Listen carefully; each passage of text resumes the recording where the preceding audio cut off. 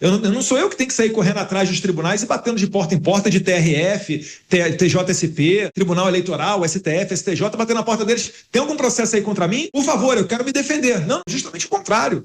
Eles é que devem essa satisfação a nós. Agora, o Moraes ele deve ter muito medo de mandar uma carta rogatória aqui para os Estados Unidos.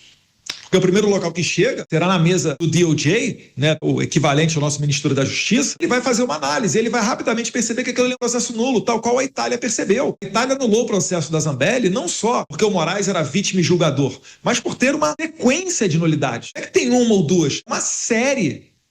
Isso daí acaba lameando o Brasil, porque é um expediente que chega da mais alta corte do Judiciário Nacional. Isso vai ter repercussão para os juízes brasileiros quando eles quiserem cumprir uma ordem no exterior. Os juízes internacionais vão receber os mandados. Opa, isso aqui é do Brasil? E Brasil é aquele local lá onde o chefe lá, né? O cara que condena os outros sem nem citar. Então tem uma série de repercussões isso tudo. Agora, não estou preocupado com o meu cargo, não estou preocupado com a minha vítima. Sabia que da minha decisão de me declarar, né, exilado aqui nos Estados Unidos, eu sofreria as consequências disso, porque eu não estou procurando uma vida confortável. Eu não vim aqui para os Estados Unidos para fugir, não. Eu vim aqui para poder continuar trabalhando por você, que é calado e não é ouvido, por você, que vai trabalhar cedo, né, ver o imposto aumentando, vai fazer uma comprinha no mercado, R$100 não dá para nada. Um governo que tem macumunado o Alexandre de Moraes, porque o Alexandre de Moraes está baixando porrete em mim, mas ele quer calar é você. Só estou no meio do caminho. Porque se você ficar quieto, eles conseguem em Brasília fazer a estripulia que for e você sequer vai poder espernear na rua. Então é contra tudo isso aí que eu estou lutando. Por isso que no final da minha declaração, que eu coloquei na minha rede X, Bolsonaro SP, eu digo lá, o único capaz de reverter essa situação chama-se Flávio Nante Bolsonaro, porque ele é o único anti-establishment. Todos os outros vão, os bastidores, transacionar com o STF.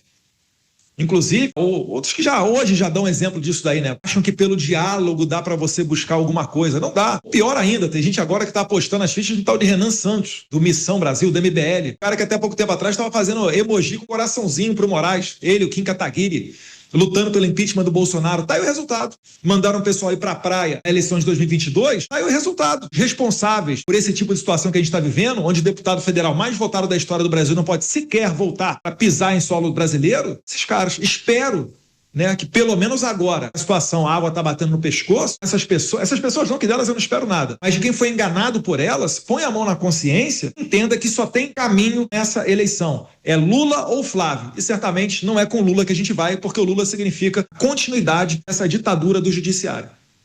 Agora, deputado, só para nós entendermos, quando o senhor menciona a possibilidade de reversão, o único caminho, menciona o nome do seu irmão, quais são os caminhos possíveis para o senhor, olhando para essa decisão que o senhor não reconhece, mas foi uma decisão tomada pela Suprema Corte? O senhor disse que, na avaliação do senhor, trata-se de uma decisão nula. Mas o que é preciso considerar a partir do processo eleitoral e, eventualmente, caso seu irmão seja eleito o novo presidente da República? O senhor entende que a reversão se daria por meio de uma anistia? Porque comenta-se naturalmente para uma anistia, uma graça presidencial, um indulto para o seu pai. O senhor entende que da mesma forma ele ampliaria esse dispositivo, essa graça, estenderia isso também ao senhor? O Flávio Bolsonaro é uma pessoa que tem preocupação com o brasileiro.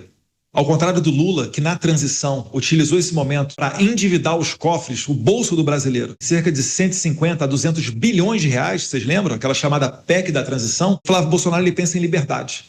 Então já conversei com ele, se o momento político for adequado, se nós tivermos eleito uma bancada forte de senadores, a transição já dá para você trabalhar com o Congresso Nacional para que aprove a anistia. Se este não for o caminho viabilizado, em janeiro, Flávio Bolsonaro já se comprometeu com a assinatura de uma anistia para todas as pessoas envolvidas nessas perseguições políticas. Isso não se restringe a 8 de janeiro, que teve gente que perdeu monetização de YouTube, teve gente que foi perseguida, como por exemplo os caminhoneiros tomaram multa, mesmo antes, né, já preparando o clima para tudo isso que a gente está vendo hoje em dia. Então é algo realmente que a gente fala em amplo, é uma anistia ampla.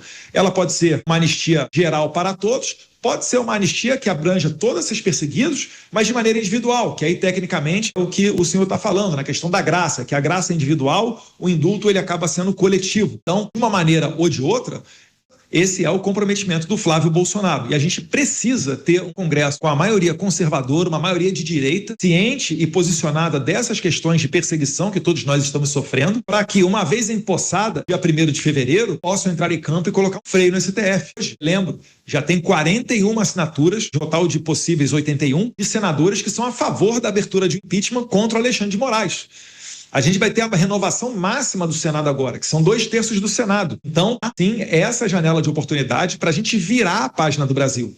E finalizando, para além da anistia, o próximo presidente vai indicar 4 ministros para o STF. Se você juntar ali com o Cássio e com o André, a gente teria 6 indicados pelo Jair e pelo presidente Flávio Bolsonaro. Já balancearia a Suprema Corte brasileira, porque entraria pessoas de outro perfil, não de um perfil com história militante comunista como o Flávio Dino, não o advogado do Lula, Zanin, mas sim pessoas minimamente qualificadas à altura desse cargo. Ex-deputado federal Eduardo Bolsonaro conversando ao vivo aqui com a gente na Jovem Pan. Vou passar a palavra para o Bruno Pinheiro, tem mais uma questão. Você, Bruno. Ainda sobre o julgamento de hoje, eu queria voltar um pouco porque o ministro Alexandre de Moraes fala que o senhor estava fazendo um lobby contra o Estado brasileiro.